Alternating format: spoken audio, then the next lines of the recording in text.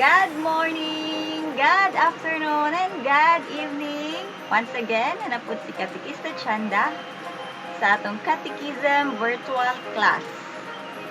O kining mga gutlua atong hisgutan ang the sign of the cross. Ang timaan sa pagpanguros. Nakapangutana ba ka sa imong kaugalingon? Nganong kita manguros? Why? Mao na ang dako nga pangutana. So, atong paminawon hangtod mahuman ang atong Catechism virtual class. So, magsugod na ko.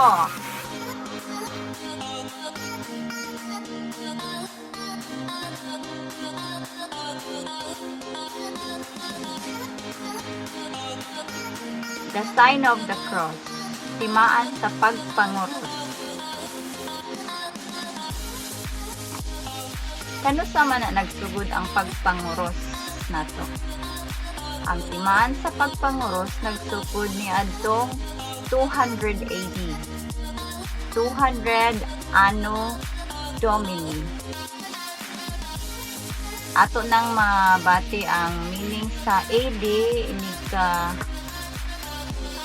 last nga part ani sa to ang section sa katekismo. Ni adtong 200 AD sa time sa Tertullian. Unsa man ang Tertullian? Ang Tertullian mauna sila ang mga father of Latin Christianity and the founder of Western theology. Sila ang mga conservative sa pagtuo sa teolohiya kabahin sa atong simbahan na mga doktrina.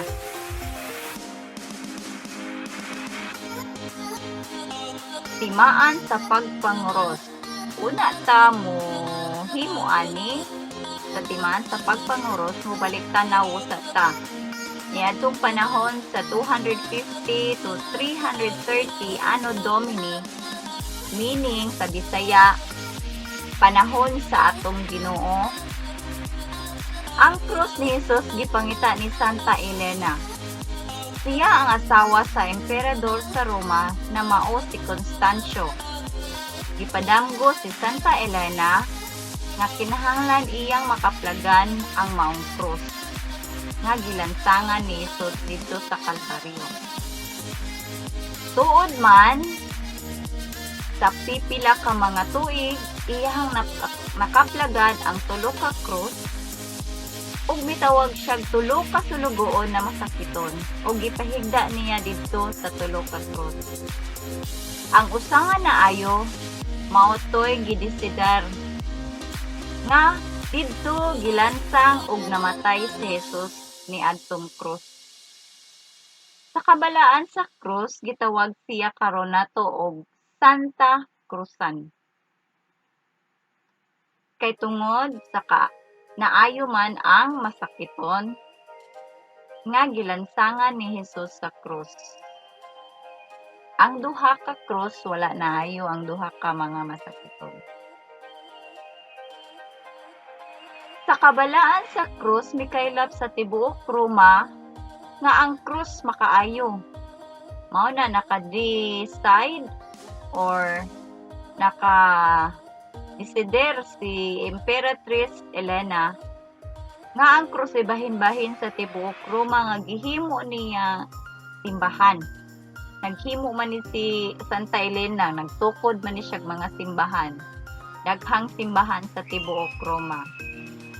Unya, iyahang gibahin-bahin ang kahoy nga namatyan ni Jesus dito sa krus ug ang uban naka-patid pod, naka-experience pod ug unsa ka balaan ang maong kahoy nga gikan sa krus ni Jesus. Kay nangaayo og experience man sila og miracle, mga milagro. Dili lang sa Roma, mikaylap sa tibuok kalibutan ang maong kabalaan sa krus. Mao na ang simbahan ipakaylap pod ang mga kahoy nga gikan mismo sa krus ni Hesus.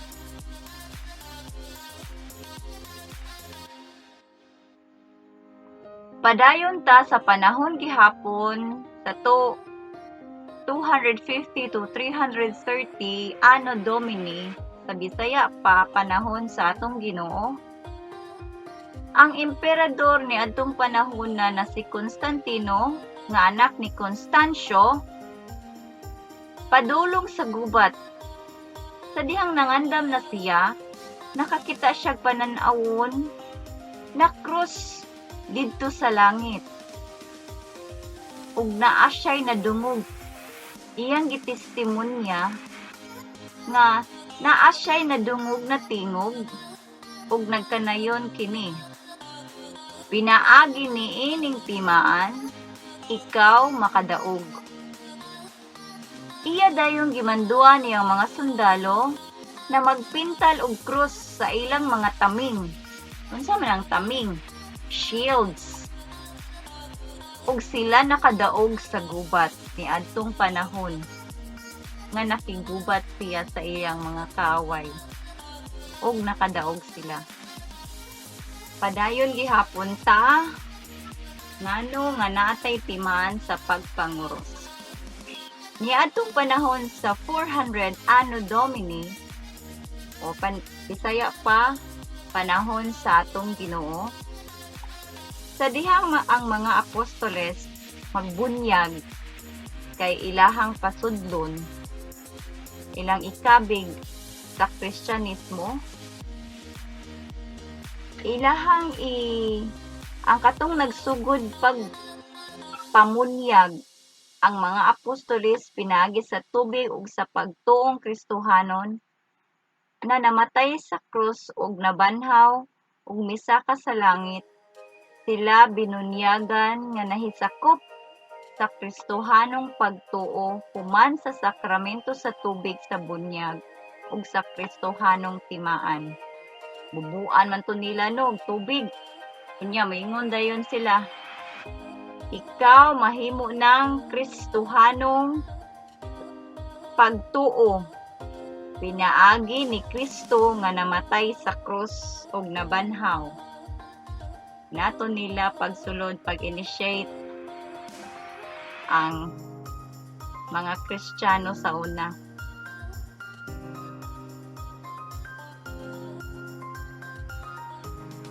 Sa year 12 to 13th century, ang timaan sa pagpanguros na praktis sa tibuok simbahan hangtod sa mga Eastern Rite of the Catholic Church and the Orthodox Churches. Kini gisugda ni Pope Innocent III. Siya mimando nga ang tanan maghimog timaan sa cross. Una sa agtang, sa dughan, ug sa duha ka abaga. Agtang forehead, breast sa dughan, ug sa duha ka abaga, 2 shoulders. Hangtod sa tagaan na siyag meaning. Ang forehead means our intellect is enlightened. Our breast our will are moved from evil while being prompted to do good. Ang duha ka shoulders nga with body and mind thereby strengthened and healed. So didto nagsugod na manguros na gyud ang mga tawo. Sa 19th century, ang Gagmay nga mga tulo ka cross nagsugod po didto nga sa agtang kurusan na to. Ang meaning ana, ang huna-huna malamdagan. Sa English pa means our intellect is enlightened. Unya sa baba nakita busulti og mga pulong sa Ginoo. Pinagi sa baba ikaw musulti og mga pulong sa Ginoo. Sa dughan ng imuhang will, imuhang kagustuhan, mulihok ka, mupalayo, ug mupalayo sa dautan, ug mubuhat og maayo. Mao na manguros tag gagmay sa agtang, sa dughan, kurusan pud nato ang atong kasing-kasing ug gagmay nga cross.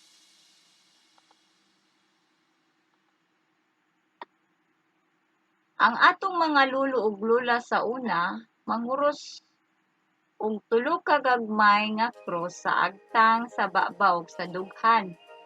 Moa na dayon sila. Tungod sa timaan sa Santa Cruz sa among mga kaaway, diha sa agtang gamay nga krus. Bawion mo kami, ana dayon sa baba. Ginoong Dios namo sa dughan, ug dako dayon nga krus. Sa ngalan samahan, ana sa agtang, sa anak, sa tiyan, ug sa Espiritu Santo, duha na sa abaga. Espiritu sa usa ka abaga, Santo sa usa na pud ka abaga. Unya, amen. Ang pagpanguros sa agtang, si Jesus nagpakatawong gikan sa matuod na Dios Amahan. Sa tiyan, si Jesus natawo sa tiyan ni Birhen Maria, matuod na tawo. Ug sa walang abaga, si Jesus gisakit, gilansang ug namatay sa cross. Milampos og sa tuong abaga, si Jesus miluwas kanato pinaagi sa cross ug nabanhaw pagkahuman nabuntog ang kamatayon didto sa cross.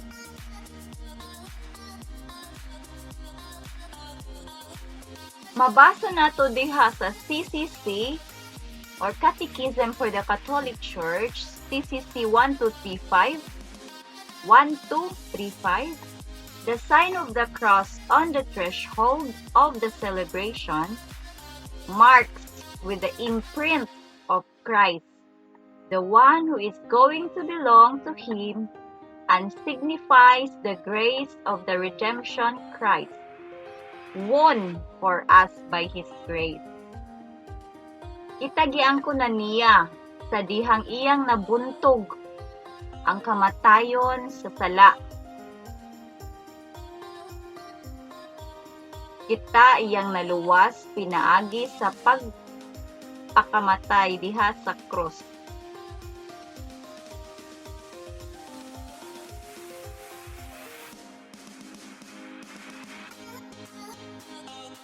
Mabasa nato sa CCC 2157, the Christian begins his day, his prayers, and his activities with the sign of the cross. Ibaigmata nato sa buntag, manguros kita. Iniglakaw nato, manguros kita. Inigsakay nato sa sakyanan, manguros kita. Ug bisag mukaon ta, manguros. Nasa simbahan, manguros. Bisag asa, manguros ta kay nituot ta sa cross. Unya moana dayon, in the name of the Father, the Son, and the Holy Spirit. Amen.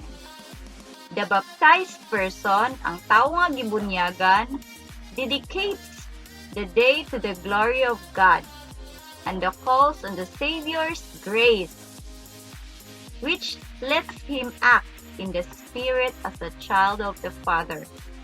The sign of the cross strengthens us in temptations and difficulties. Tungod sa gihatag sa atong manluluwas nga grasya, kita naglaom ug paabot sa Espiritu sa Dios asa binunyagan nga mga anak sa Dios Samahan, ang pagpanguros mao'y mopalayo ug mohatag natog kusog panahon sa atong mga kalisdanan.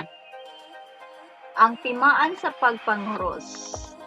Ang espirituhanong marka o espirituhanong selyo gihatag sa panahon sa atong sakramento sa bunyag.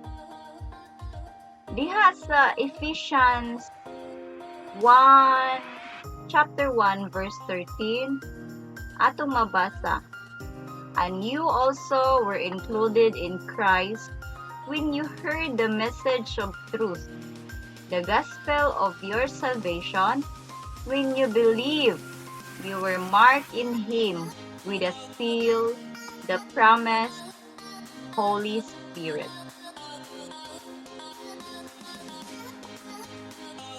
Ang timaan sa pagpanguros. Gamit sa atong tuo nga kamot, kaning tulo ka buok. Awa kanang una, thumb. Kanang thumb nimo dako, hinlalaki. Kanang imuhang forefinger ikaduha, hintuturo. Middle finger ikatulo.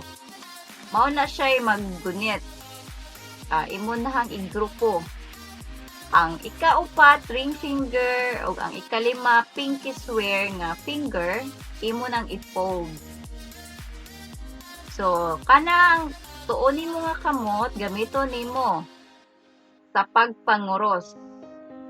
Sa ngalan Samahan, sa Anak, sa Espiritu Santo. Kanang kamot nimo, nagsimbolo na ang tulo ka tudlo nimo nga thumb, forefinger ug middle finger nagtimaan na sa simbolo sa Santissima Trinidad.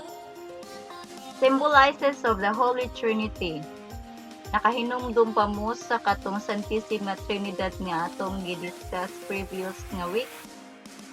Ang Santissima Trinidad mao ang Amahan, Anak, ug Espiritu Santo. Kanang thumb, Amahan, kanang forefinger, Anak, ang middle finger, ang Holy Spirit. Ang kaning ikaupat ug ikalima nga gifold nimo padung sa imuhang palad or sa imong palm, nagsimbolo pod og nature ni Jesus.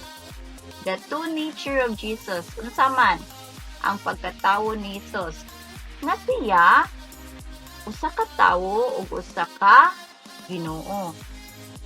100% human, 100% tawo, o 100% divine, 100% nga Dios. Sige, magsugod na kita sa timaan sa pagpanguros. Sa ngalan Samahan, sa Agtang, sa Anak, sa imong tiyan, Espiritu diha sa imong wala nga abaga, Santo diha sa imong tuo nga abaga. Unya imo dayong isulti ang katapusan nga amen. Balik ko na to. Sa ngalan Samahan, sa Anak, sa Espiritu Santo, amen. Mauna ang timaan sa pagpangaros, the sign of the cross. Diha sa timaan sa pagpanguros, kitang mga Katoliko mituo ta sa cross tungod kay si Jesus miluwas kanato pinaagi sa pag-antos ug pagpakamatay sa cross. Mao na sa Station of the Cross, every Semana Santa, kada Semana Santa, atong gyud nang ibatpat nagasimba kami kanimo o Kristo og nagadayik. Maluhod dayon. Kay tungod sa imong santos nga cross, gitubos mo ang kalibutan. Or in English, we adore thee, O Christ, and we bless you, because by the Holy Cross you have redeemed the world.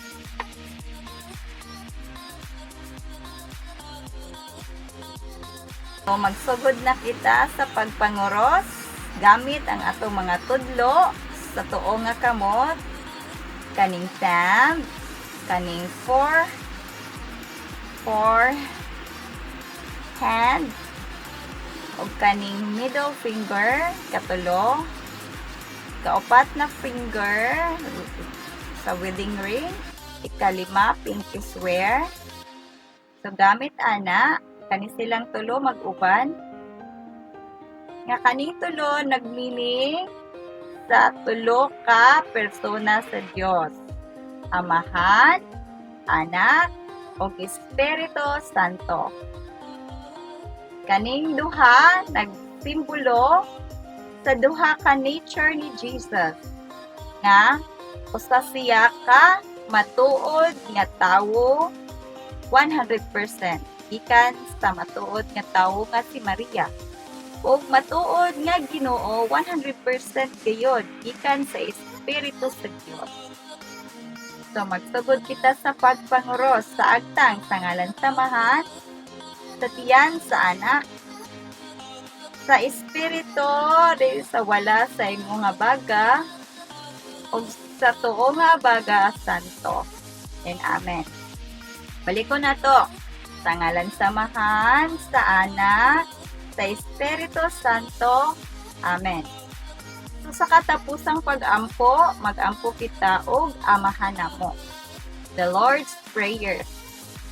Amahan namo nga naka sa mga langit, pagdaygo ng imong ngalan. Umabot ka namo ang imong gingharian. Matuman ang imong pagbuot din sa yuta maingon sa langit. Ang kalanon namo sa matag adlaw, ihatag ka namo karong adlaw, pasayloa kami sa among mga sala, maingon nga nagapasaylo kami sa mga nakasala pa namo. Ug dili mo kami itugyan sa mga panulay, pinunua luwasa kami sa dautan. Amen. Sa ngalan samahan, sa anak, sa Espiritu Santo. Amen. So, to God be all the glory. God morning, God afternoon, and God evening. See you next week. Goodbye.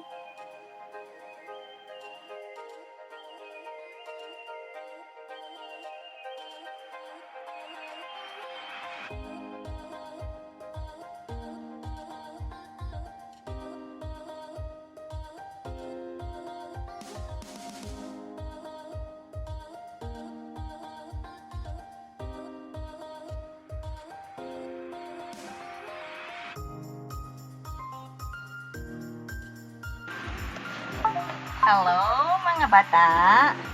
So, katong akong giingon na mga sources, diri na ko gikuha. The Catechism for the Catholic Church. Sa Bible,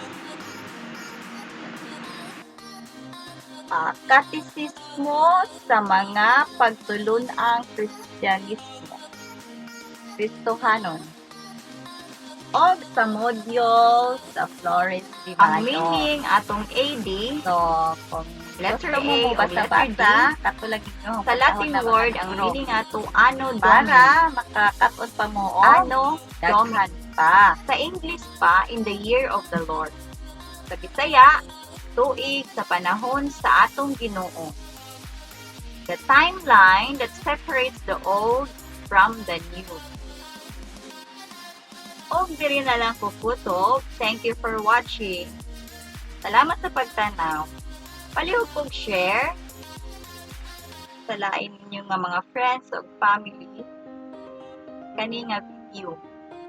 See you next week. Okay, good morning, good afternoon, and good evening. Goodbye.